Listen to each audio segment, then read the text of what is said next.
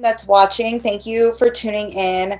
My name is Blair Breitenstein, also known as Blair Z on Instagram.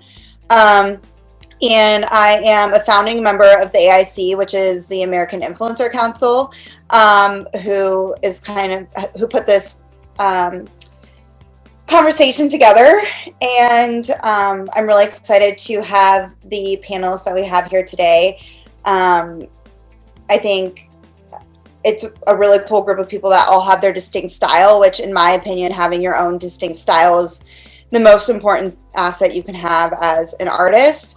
And so I just was really excited to have all of you to be talking today. Katie is also a AIC founding member. So Katie, do you want to start by introducing yourself? Yeah, I'm Katie Rogers. I'm an artist illustrator, and I've been working in a mix of industries the past few years, but I started in fashion and beauty mostly, and the past 2 years have kind of been branching out a bit. I was in New York for a long time, and I just moved to New Mexico. So cool. Okay, thank you. And Megan, do you want to go next? Sure. I'm following the prompt from the the notes yesterday. But cool. My name's Megan, and I'm the founder of Travel Write Draw. My preferred medium, as you can see behind me, is gouache. I'm still very much a traditional painter. Previous clients include Dior, Condé Nast Traveler, Elemis, Emirates, and my proudest professional achievement today, I would say, was creating the new artwork for the Ritz-Carlton wine labels, which you can find at their properties globally. So cool. Ruben, do you want to go next? Yes, I'm a Ruben Bagdasarian, LA-based fashion illustrator and the founder of the Ruben Studio. Preferred mediums are acrylic and acrylic ink with the charcoal. My client list includes Kris Jenner, Beyonce, Lizzo, Federation of the Haute Couture from the Paris Fashion Week. And the most projects that I'm very proud of is like designing merchandise for Beyonce Knowles for Christmas and the Valentine's Day. Wow. So cool. And then Kendra? Hey, I'm Kendra Dandy, and I created the brand Bouffants and Broken Hearts. I am in Philadelphia, and I work a lot with traditional, but also I do a lot on the iPad with Procreate and Adobe Fresco. I have worked with a lot of clients such as Coach, Vans, Estee Lauder. I did something for Facebook over the summer. So I think my proudest illustration job was with Coach last summer. I did a pop-up. I did a bag for them and also did some live painting at an event in New York at Hudson Yards. That is incredible. So cool. So thank you again for all of you agreeing to have a conversation today. I wanted to do this because I was talking with Katie offline a couple weeks ago, and I personally have just been feeling overwhelmed with feeling really confident these days with work that's available, commission work that's available, and there being less in-store events, which is something I did a lot, and not visiting museums as much. And so I just was really curious to hear about how other artists in this industry are feeling during COVID and just in general. I feel like every year the dynamic of fashion illustration and Instagram and social media, it just is constantly changing. And so I just thought it would be cool to have a conversation and let others tune in and watch and ask questions at the end. So I have a quick overview of what we're going to be talking about today. So again, how COVID has changed your artistic perspective, owning your art, and the complexities of social media. So I also think that how you identify, like whether you call yourself a fashion illustrator or a creator or an influencer is really interesting to me. So I'd love to hear your guys' thoughts on that later. Branding, how you brand yourself, and different career advice you could give to others that are trying to find their style. And then also crediting, how brands credit your work on social media and why that's so important. And then, yeah, finally, a Q&A at 2:45.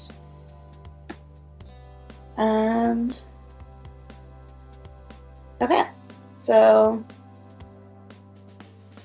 my first question is going to be for Ruben. So I know that you have been fortunate enough to attend Paris Fashion Week, which is incredible. And I just would like to hear a little bit about how your source of inspiration or creativity has changed with being at home versus working at an event or something like Paris Fashion Week. If you just could kind of talk about that. Yeah, I obviously miss getting invited to Paris, especially like a nice designer shows as like Jacquemus, Dior and Balenciaga. And every time I was going to fashion shows, I love to see how people react when they see me when I was doing a live sketches. So when the pandemic was started, I kind of felt a little bit isolated because I like to be like, let's say, center of the attention when I was like doing some sketches. And then I'm like very fortunate that I'm the person that like have so many good connections from the fashion designers. So I've been getting a lot of commissions from the fashion houses from Paris, because I think when I went a couple times to Paris Fashion Week, I get a lot of good connections from that. So I've been very busy and I was trying to stay motivated during the COVID times. So yeah, I think that's it pretty much. Cool. Yeah, I also feel like that's one thing that just like a level of confidence with being out and about and at events, I feel like is something that really helps. Yeah, I was very nervous first time, like 2018. I remember when I got a letter from the federation. I was like so nervous. I was like, what people will think about my sketches? What if they don't like it? And then it took me like a couple months to get real confidence at the shows, because I knew like I was doing a good job and then people will appreciating it. So it took me like a couple years to build my audience too from the fashion weeks. Cool. Does anyone else have any commentary on like how going to events or not going to events has, or not necessarily events, but even, yeah, drawing live or being out and about, has that like changed how anyone?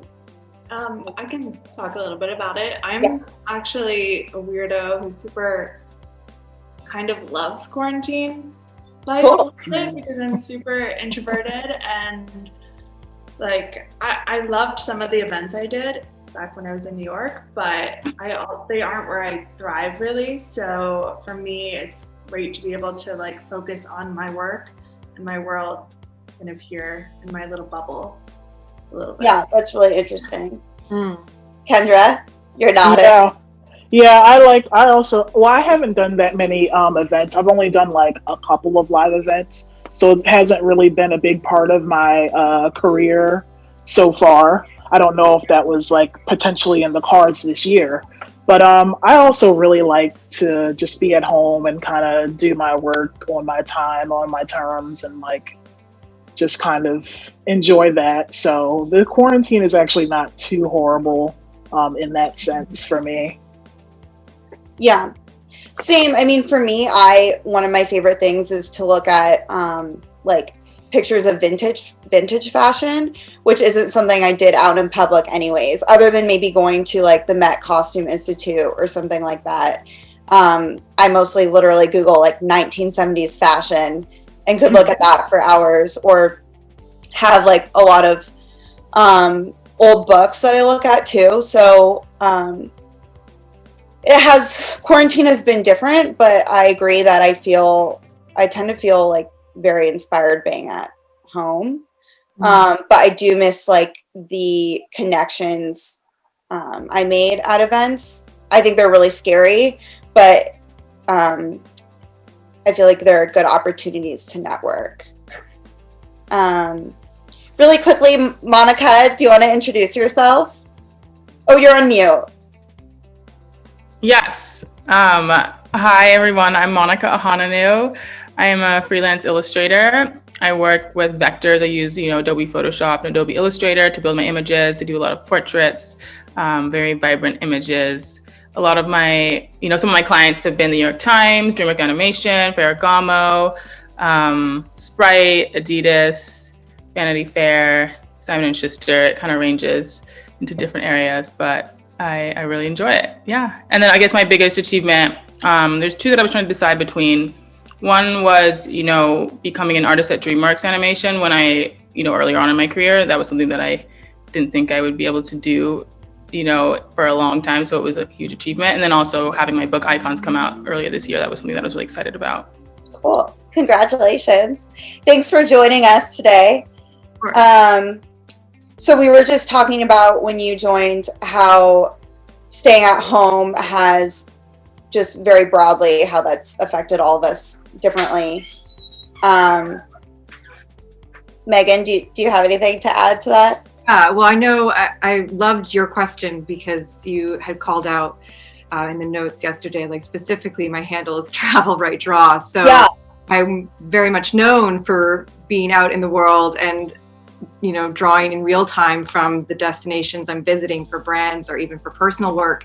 So I think the biggest, perspective shift for me was no longer, illustrating in real time from these places, but pulling from this volume of archives that I've created over the years of like just so much travel content that I have and making so much greater use out of it. I feel like prior to this happening, I was in and out of a suitcase in a hotel like every few weeks and like living partly here, partly in London. And I was just never grounded. And I think like you can see now the cohesion and consistency that's happening in my painting that I didn't see before.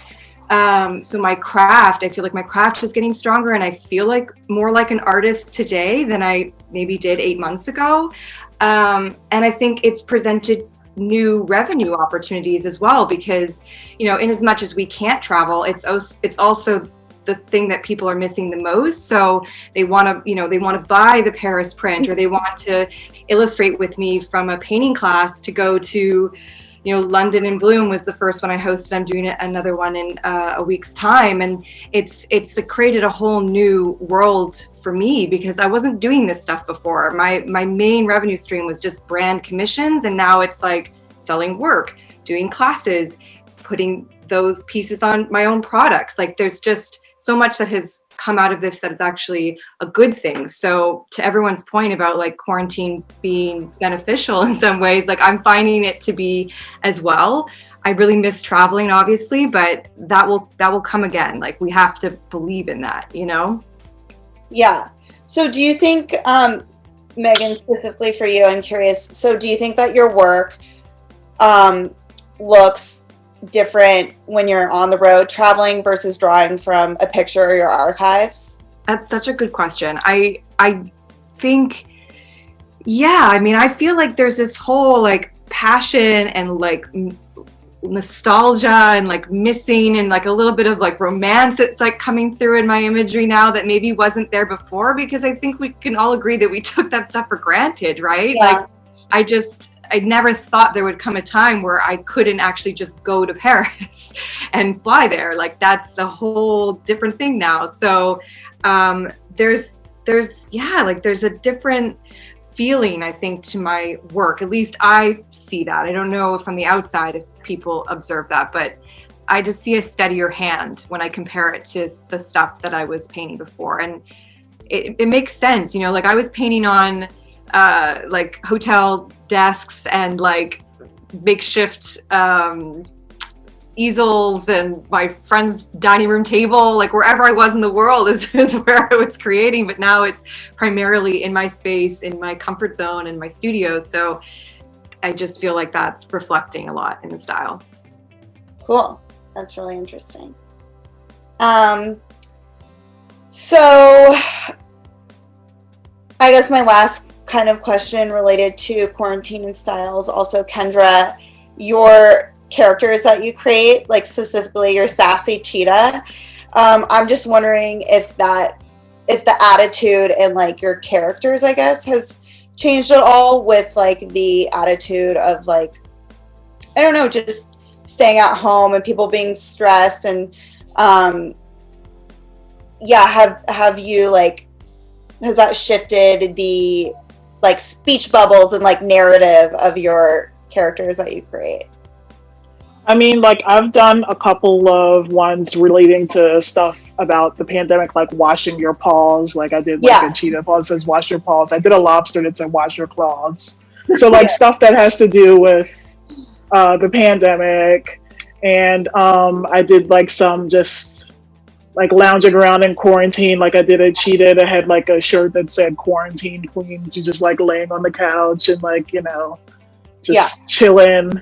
Just those kinds of things, but also just for world events too, like the whole racial injustice. So I've used that for that, and like basically to call out the black squares and like all kinds of issues that have surrounded that. So it's been both like just regular quarantine, you know, kind of washing your hands, just chilling, just like, you know, another day. What am I doing? And like also just like important stuff too. Yeah.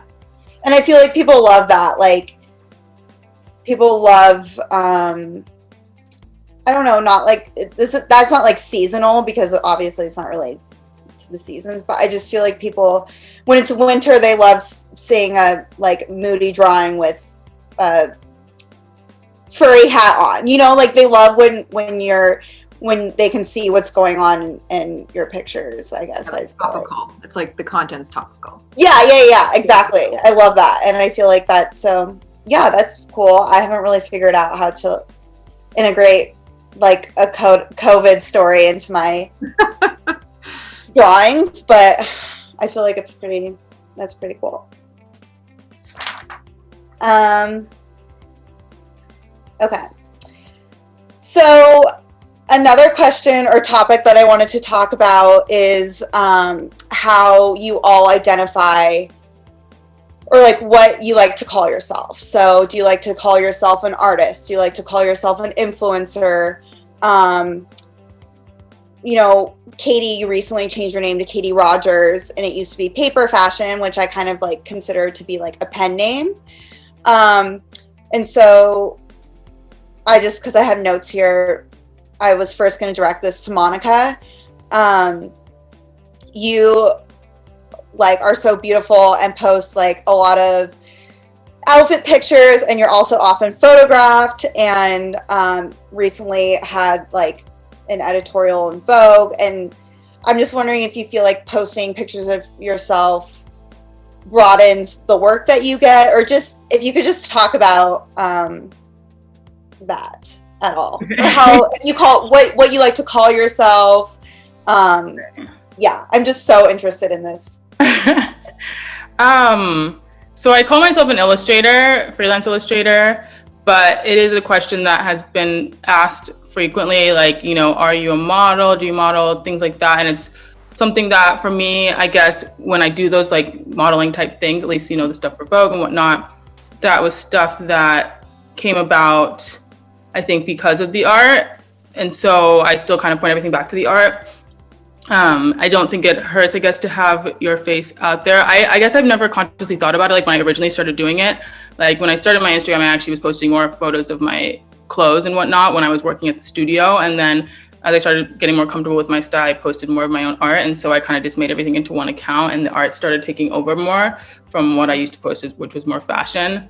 But I definitely think that, I don't know, I guess I do think it's like cool to be able to do both sides of things, you know, do things that kind of take people back to my art, or just also show the art.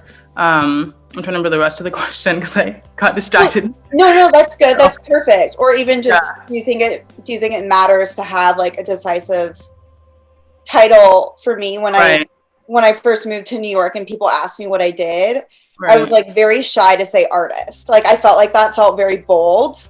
Yeah. But the more I like answered back with saying I was an artist, like the more confident I felt. Like, yeah, I'm an artist. What? Like, how am I not an artist? That's how I get paid. That's what I do every day. Right. And so I just think it maybe it doesn't matter what your title is, but like for me, being able to say confidently, like, I'm an artist, not like, well, I'm kind of an artist. I kind of, sometimes I draw for fashion, like, just, it just is like some, I don't know. I just think it's interesting. For me, like, I had that thing too, where it was like, I wasn't comfortable calling myself an artist for a very long time. I had a mentor that would like force me to say it, or he would like introduce me to people. I'm like, Monica's an artist. This is Monica. And so he would make me get comfortable kind of introducing myself that way so that I didn't feel weird about it, I guess. And so that was one thing that definitely helped, is like him kind of putting me in those positions to like present myself that way. And so I got more comfortable doing it. But it's definitely something, I agree, in the beginning, it's a weird thing. What about Kendra, since you do like some digital stuff too, like do you say illustrator or like what, or artist, like do you like the broad term, or like animator even? Because I know you do like a lot of GIFs and stuff, like I'm definitely not an animator. I do like my GIF game is very basic. I don't know, but it's very impressive to me. I just say like artist / illustrator. I mean, like, I don't know what else to call it except for artist, because like I feel like I like the broad term because it can be applied to different things. Like in the beginning, I did mostly like surface pattern designs and like just basically that. But now I've branched out to like more illustration and like a lot more like physical pieces too. So I just kind of like the umbrella term because it just doesn't really limit you. Yeah. Megan, product designer. I know, because you've done like a lot of, obviously, like your collaboration with, or the wine labels, or like Elemis and makeup pouches and stuff. Like that's another thing you could call yourself. I always start with artist. I like that is the primary focus, and then I just say that it's like I create in the intersection of fashion and travel, because I think it's very easy now, with there being so many content creators out there, that you really do need to define yourself. It's such a saturated space, and I think the more clear you are about like who you are and what you do, the easier it is for clients to find you and know how to work with you. So I'd say, like, even if I am doing like Elemis, a beauty collaboration, then it still has that travel storytelling narrative to it. Like, it was a London collection because I had been living in London at the time, so we sort of built on that story. And this is something I hear time and time again with clients, is that they love that there's like this storytelling opportunity, that they can put me on camera, that they can have me speak in front of their guests, that they can have me do live painting. So but it always comes back to the ethos of the brand, which is fashion and travel. So artist first at that intersection. Cool. Katie? Well, for a long time, and I started, in fashion illustration from the very beginning. And so I was labeled as that forever. And it started to bother me a few years ago because I just realized like I had all these other interests and I wanted to work with all of these people. But I think them seeing that I'm known as a fashion illustrator would be a turnoff to some work I wanted to do and work I see myself doing later, which is also why I changed my name, because I just felt a little bit disconnected from that world after a certain point, and I wanted to just be me, which can be anything. Like, I can shift forever and my name won't change, so that it just felt better to me. And just to have the opportunities to work with, whichever direction I want to focus on, which they always kind of link together and stay similar, but I want to not turn anyone off because of my name or what I'm known for. I want to be a little bit more, I'm so bad at words, to expand a little bit more and just be open to kind of doing whatever feels right in the moment. Yeah. Ruben, we'll round it out with you. Do you your feed is like very fashion. Do you like to be called an artist or a fashion illustrator, and like does that matter to you? I started as a fashion illustrator, but recently when people are asking me, oh, like, what do you do? I just say painter, because I think just if you call yourself artist, like you put yourself under like a big umbrella, especially here in LA, like you ask everyone, they're like, oh, I'm an artist, but there's like so many different, aspects to it. So I just call myself painter. So I think that's it. Yeah. Cool. Okay, another topic I wanted to cover is like creating your own style and like branding yourself. And we kind of just talked about that with like the titles. But Katie, I guess I'll go back to you. You created a hashtag Shadow Dancers, and which is kind of like a branding move, I feel like, to have that hashtag. And now you're also working in like a 3D diorama type style. So it's like very distinct. Everyone in this group has a really distinct style, which is like why I thought this was such a cool panel. So anyone can chime in, but like how, or maybe we could direct this to the people watching, like how do you feel like you developed your own style? Why is having a style important? Or style, is having a style on a brand the same thing? Anyone? Or Katie, I guess I directed that to you first, but Sure. Yeah, I think it's very important to have your own style, but I also wouldn't let it discourage anyone from working towards that, because I didn't just realize what my style was one day. I worked so many hours and hours and days you kind of like, as you work, I think you pick up things that feel right to you or work for you or feel just like your individual self. And that's how style is born, just through working. I guess you could sit down and decide a style. I don't know how that works, but for me, it came from working. I would like replicate images in magazines that look nothing like my work now, but in the beginning I needed that to kind of develop everything.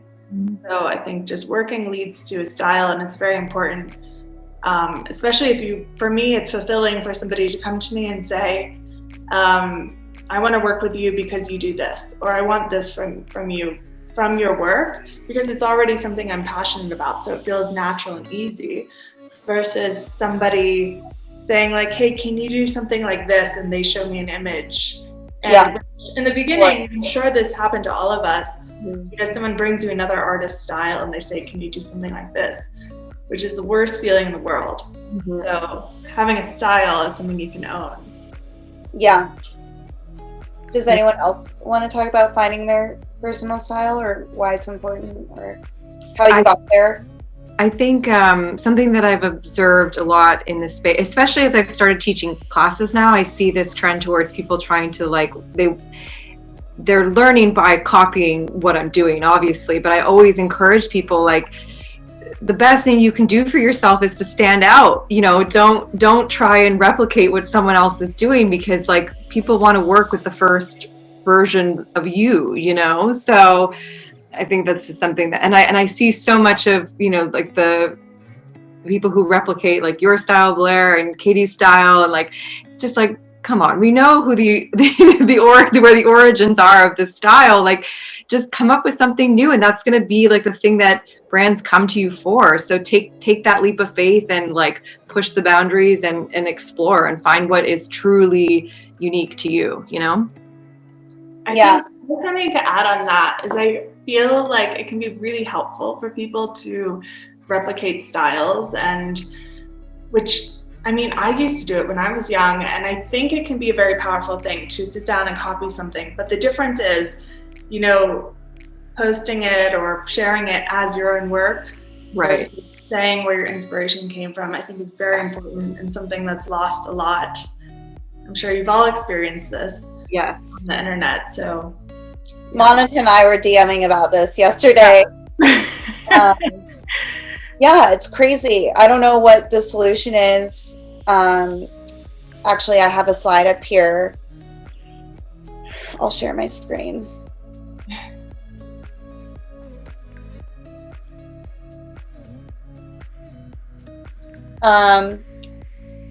Oops.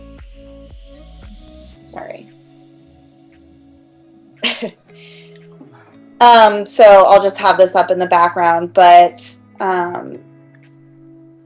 how do you guys think that we prevent this? Or I think it's great to remind people, Kendra, you're like very vocal about this topic, but just to remind people that, like, I think it's great, like Katie, what you were saying, I think it's great that you're learning from me or from other artists, but it's always really great to source your inspiration or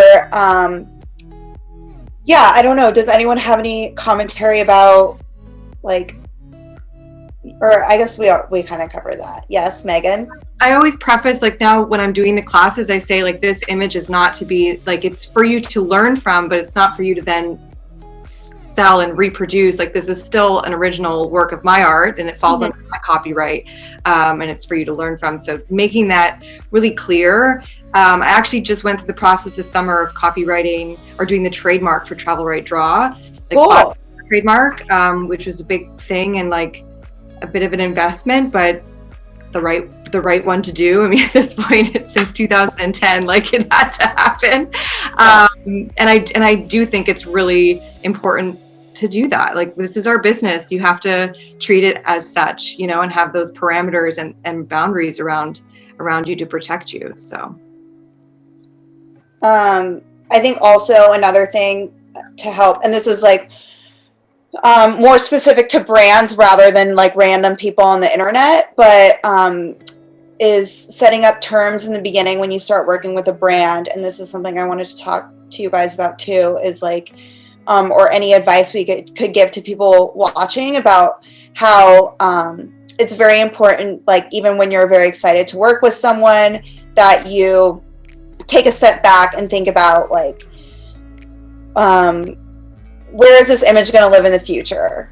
Or, like, yes, you can use this for your website, but only your website, and having that in writing and just setting up these terms so that someone's not printing it 10 years later on a t-shirt and that maybe you accidentally gave permission for that. So, Kendra, you do a lot of work with, like, merchandise, I feel like your yoga mats. I don't know, how do you come up with terms? Do you have someone that helps you, or have you just kind of been learning by experience? Kind of both.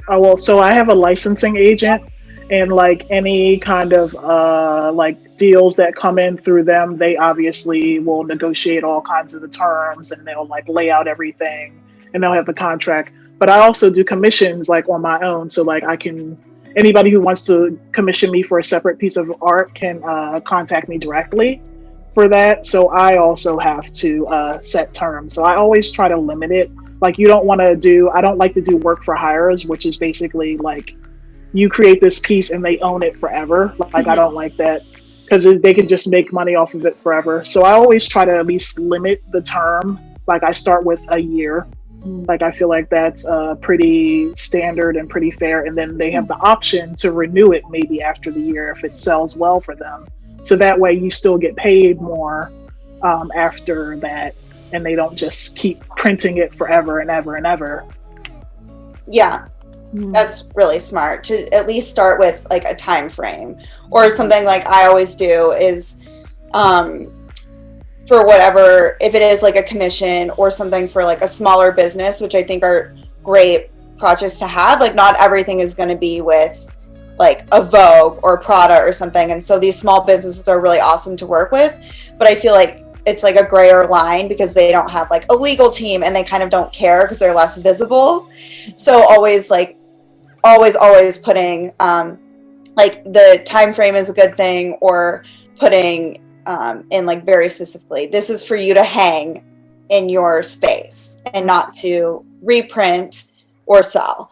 So just I think even if it's not super formal with a lawyer, if you can't like afford that or don't know where to begin with that, is just putting these things in email, I think, is like a piece of advice I would give to people that are watching or starting to do commissions and partnerships.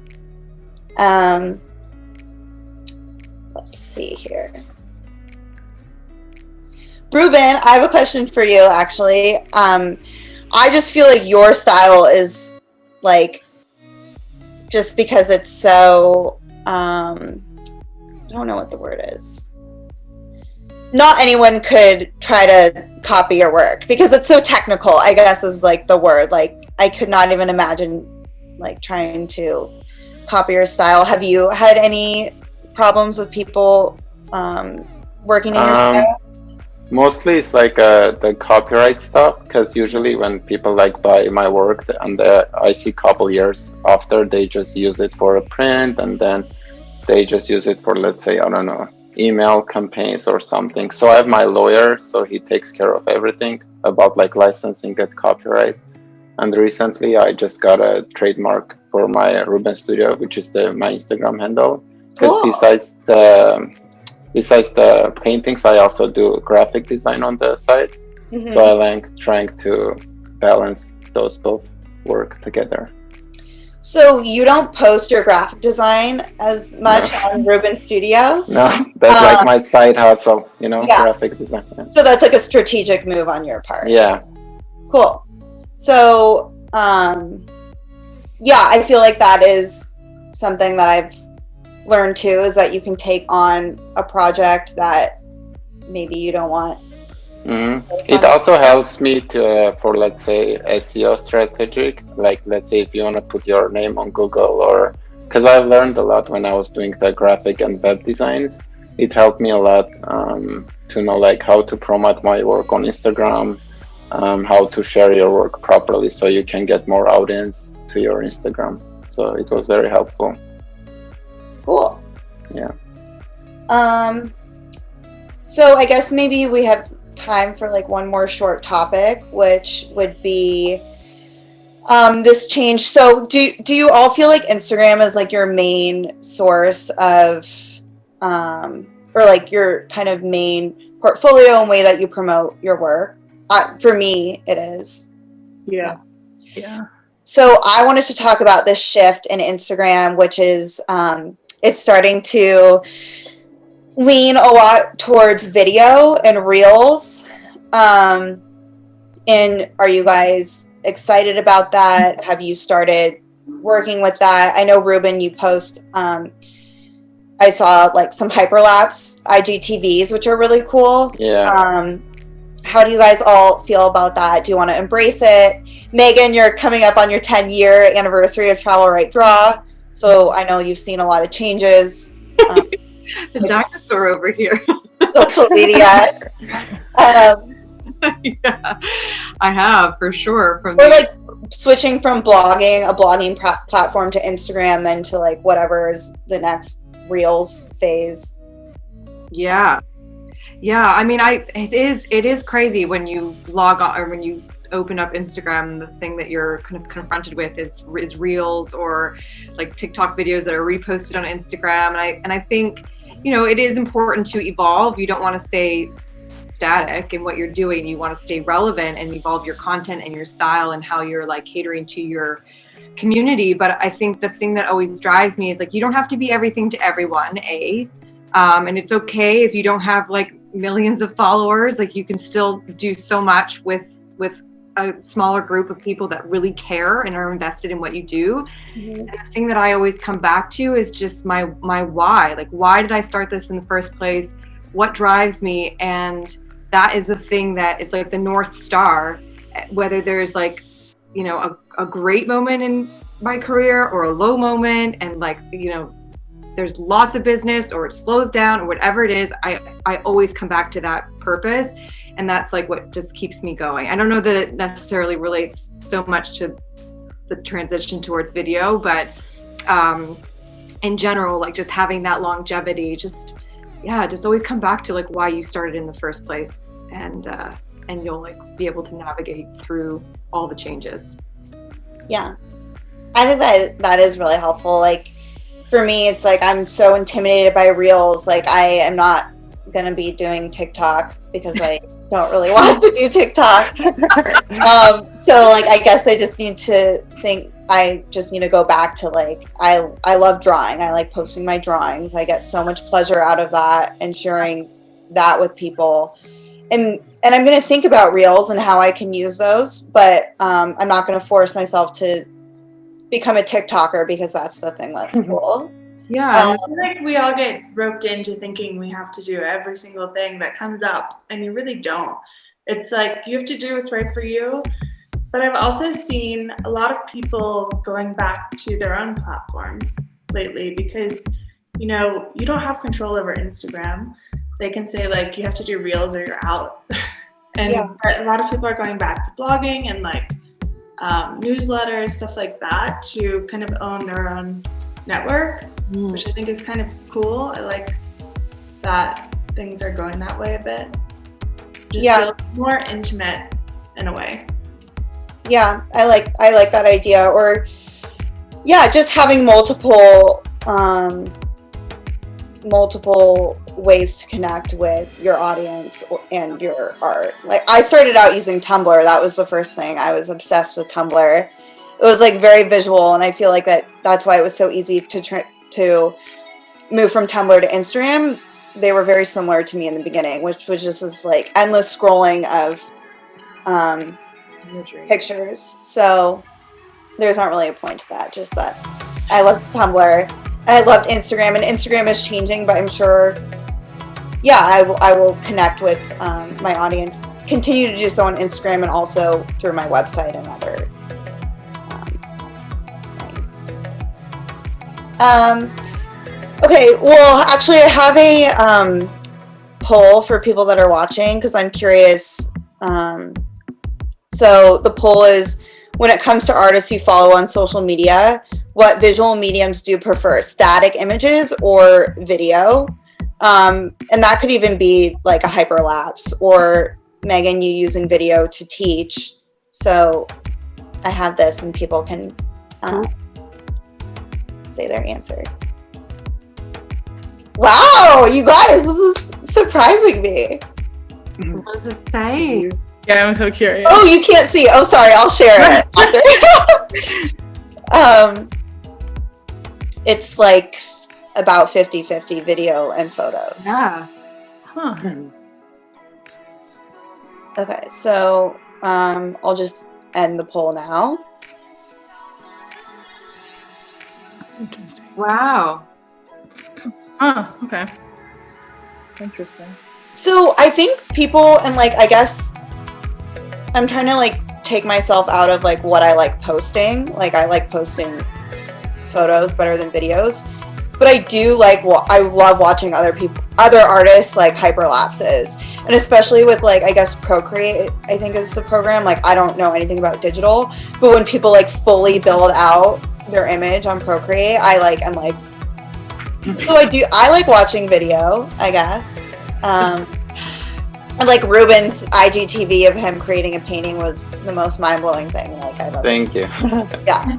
Yeah, I think it takes a lot of time to, record the video, because I record myself when I paint, and I don't like to get distracted when I like start something until I put my brush down. Mm-hmm. So I think it's like a good to have a balance between posting photos or videos, because you give like kind of transparent view for your audience, so they also get to know the artist too when they see the video. I think it's a good thing to post the video.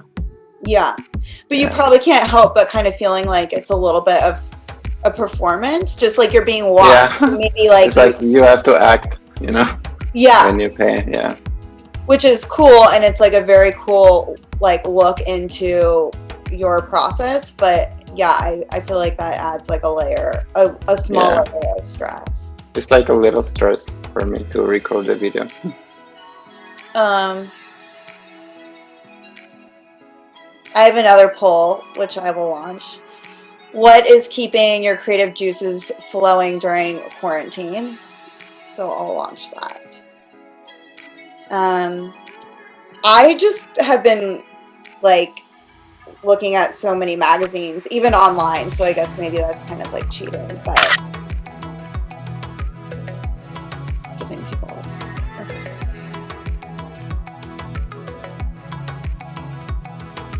Wow, a lot of people are saying nature. I'll share the polls in a second.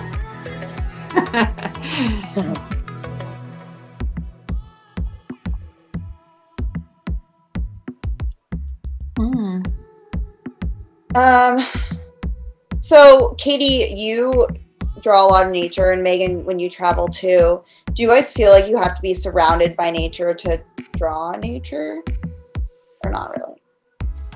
I mean, in New York, I didn't, well, I would seek it out, I guess.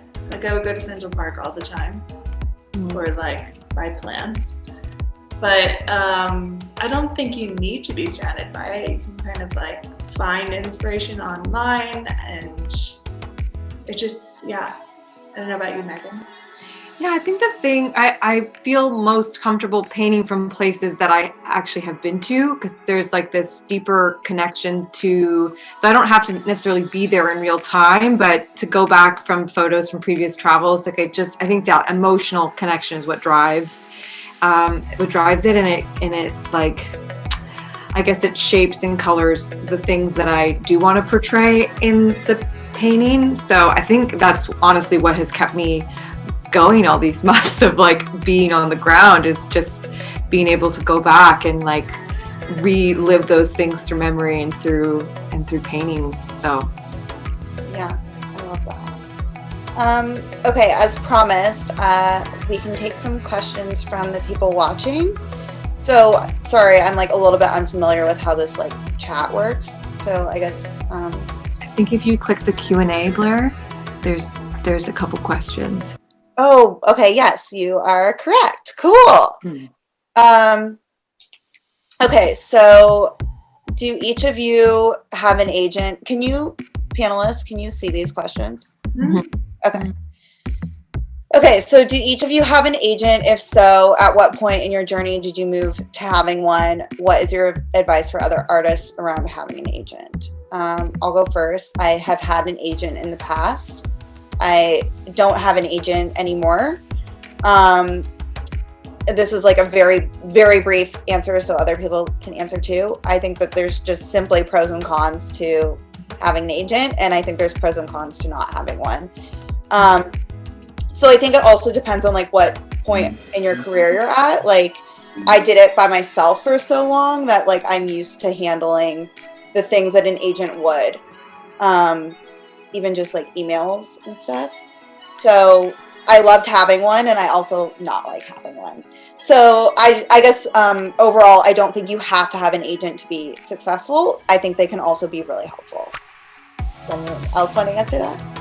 I would add to that the one thing that I found most difficult in finding an agent is that because we all sort of straddle this, like, we could be ambassadors for brands, we could be influencers for brands, we could be artists for brands. We don't necessarily follow under that like that traditional, the way illustration agencies have always worked. So I think the thing that I've always come up against in finding the right one is like, are you going to push me as an Instagram influencer, or are you going to push me as an artist? And it's really difficult to find someone that understands the overlap of the two, the intersection. So. Totally. Monica, you're doing a lot of head nodding. I would agree. That's something that, so I don't have an agent. I have someone who is like a manager and handles projects over a certain size with like the money of things. But I do agree, it's like finding an agent and someone who understands like all the different ways that your art can be used and all the different things that you do with your art in this world of illustration, in this time that we're living in, is so difficult, and something I had, I still feel like, I haven't found fully, but the lady that does like kind of the managing, she is really good at understanding all of that. But I don't always need her for everything, because it's like what you said, like you kind of are used to handling a lot of the stuff on your own. And also in terms of like an agent, a lot of times an agent is the one that brings you work. But right now I feel like we're able to do that through Instagram and whatnot on our own. So it's not as needed. That's what I have to say. Yeah, I agree. I was with an agency for almost a decade, and we parted ways from each other this year, which was really hard, but I feel like you don't need an agent. I loved having one for a long time because I learned so much from it. I learned about the process of negotiating, how to do contracts, like what I'm worth, all that I learned about like licensing, all of these things that I had no clue about prior to working with an agency. So for me, I found it very beneficial in that sense. But there does come a point, I think, where you have to figure out what your future is. And if you're not aligned, then it won't necessarily bring much good for you. But to find somebody who understands where you want to take your work, like Instagram influencer versus artist, is very important, I think. And I think it's so important to be very clear about that in your own thinking, to know what you are and to know what you want to be, in order to work with someone in the right way. And one last comment I would say on the topic of agents is it also depends on, like, maybe you want to spend zero time on being the person that is like negotiating, or you don't want to take any time responding to emails too. Like, I think there's a certain type of person that maybe that would be a huge pain point to them. So if you're someone that is like not great at negotiating, or you don't have like any form of I don't know, like if you don't want to be spending your time on that, that is something where an agent could really help, is that they will take over your inbox basically. And like, that might be really appealing to some people. And also if you are not like super savvy, not in a negative way, but having like business experience too, if you're just feeling really overwhelmed there and don't want to have to do a ton of like investigating, they'll also take out that like investigative part of it. So I think it depends on like how you want to spend your time too. Yeah. So moving on to another question, do you sell prints? If so, how do you handle that, and where do you do that? Print yourself, a printing company, other? Who wants to start that one? I mean, I tend to use Society 6 for my prints because I like it, because I don't have to do like the actual printing, shipping. It's basically I upload my work, and like if somebody orders something, and like for the prints, at least on Society 6, the other items there's like a different commission that you get, but for the prints, at least I can set my price on like what I want the prints to cost, meaning I can like choose what I make from the profits. So basically I upload my work, and then like people order it, they handle all the fulfillment, shipping, any like customer issues, all that, and then I like basically I just make money every month, which works for me. I don't have, like I just don't have time to like go to like or find somebody local, or like you have to ship, especially with the post office the way it is these days. Like I just don't want any additional craziness, and it could be helpful for somebody that's starting out too. So like if you don't have to worry about that, and then maybe later on you can figure out different options for local printing or trying it at home yourself. But like it's a good way to start out. Yeah, I wanted to ask you about Society 6 earlier in the conversation, and didn't get to do that, but I think it's so cool. And you can also use, you said like the commission amount is different, but that you can also make like products on Society 6, which is yeah, really cool. Yeah, I mean I think the commission for the other products is like too low for me to want to do it, but like it could be a good way to get a sample. Like maybe you could even order, that's a good way to get like a sample of your stuff on products, and then you can like shoot the photos at home, and then maybe like find another like vendor. You can be creative with it. Yeah, that's really interesting. I've used a couple different like printer places, studios, I don't know what they're called. And yeah, kind of back to what you were saying, I think it's just depends again on like how much time you want to put into it. Like there's Society 6, and there has to be other other things out there where you upload and other people make it for you. At one point, my ideal situation would be if I had room, I would get a scanner and a printer. And so if you live in a apartment that would allow you to do that, I think that's a really great option too. You could get like a really high quality paper and make prints. So that's an option. But yeah, I use a company, a printing studio that's in my neighborhood. And so I pay them to do that. And then I kind of like put that in. That's how I price my prints, is how much it costs me to make them and buy them from my printer, and then I resell them. I'm kind of. Oh, sorry. You can go on. Oh, I was gonna say I do a similar thing. I use Etsy to sell my prints, but I have like a printer that I've been using for many years, even before I went freelance, that like does really good with the colors and everything. But I definitely understand like what Kendra was saying. It's like for when you're starting out, Society 6 makes sense, and also not having to find a printer, because if I didn't have this printer that I knew about, I feel like it would take me forever to find someone that can do it like the quality I want and like be really specific with the colors and whatnot and be quick and consistent and price-wise, you know, a good price for the quality. So yeah, that's what I use right now. For me, when it takes like a week for me to get prints back and then I have to mail them out, so it's like a 2-week turnaround time.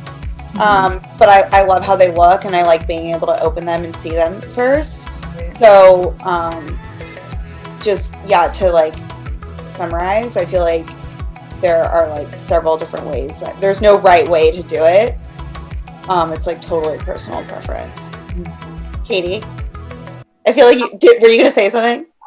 Yeah, no, I'm kind of like you guys and Kendra, where I used to do it myself, and I found it to be insane, and I couldn't handle it. Just like shipping is takes so much time and so much energy that I felt like it was taking away from so many other things I could be doing. So, but I've been working with a printer in the New York area for like 7 years, and they're really great because they're a small printing house, and they work with me to like send me samples to make sure everything looks good. And then once it's ready to go, whenever I get orders, I send my orders to them. They print them and they package them so they're super protected, and they ship them out. So, and that all eats into the cost of course, because I'm paying them to do that. But to me, it's so worth the time, and to get like a really good quality is important to me. So I found it helpful to have somebody shipping. I do the same. It's like having someone do the shipping part and packaging it has helped a lot, because it's crazy to keep up with. It's become a full job, like packing and shipping. Yeah, absolutely. Yeah, I still do that. I don't really know. Like, I like cutting cardboard with an X-Acto knife, and then I go to the post office like 3 times a week, and I don't know what it's weird. Okay, so our time is up. There were like so many more questions. I'm just seeing if there's any like question we like just cannot leave hanging. Oh, there's a lot. So do any of you panelists see a question that you're dying to answer before we? I can answer the one quickly about the DreamWorks stuff. It has helped because I worked, I did motion graphics when I was at DreamWorks, so I know very quickly how to make things move. For me, it's more of like deciding when I want to do it, because I've been thinking about it for a while, but I just haven't put the time in, because I like, as you guys all do, still images. It's like what I get most excited about. But yeah, I guess I would say it is easier to transition after knowing how to do it for so many years. So cool. Okay. So I think I can save these questions actually, and like potentially at some point answer them, or maybe I'll reach back out to you guys if you're willing to answer some, or we'll have a part 2 at some point. I just personally like loved being on video with all of you, and I have been dying to talk to all of you separately, and it's kind of crazy that this is, I don't know, like the first time that I personally have done like a group conversation with like peers and people in the industry, and it went by really fast and I was like a little nervous, but I thought that today went great. Yeah. Yeah, it was really cool. Thank you for all the people that watched today. I think we talked about a lot of cool stuff, and I'm sorry we couldn't get to all of the questions. But again, hopefully we'll be able to do a part 2 sometime soon. And also, I know everyone is like so busy, but always feel free to DM the people that you follow on Instagram, or send an email. Sometimes that's even better. And yeah. Thank you. Does anyone else want to say anything? Bye or anything? Bye. Thank you for putting this together. It was wonderful. Yeah, thank you. It was awesome. Yeah. Okay. Everyone stay safe and healthy. Yes, likewise. Yeah, Bye. you too. Bye, guys. Bye.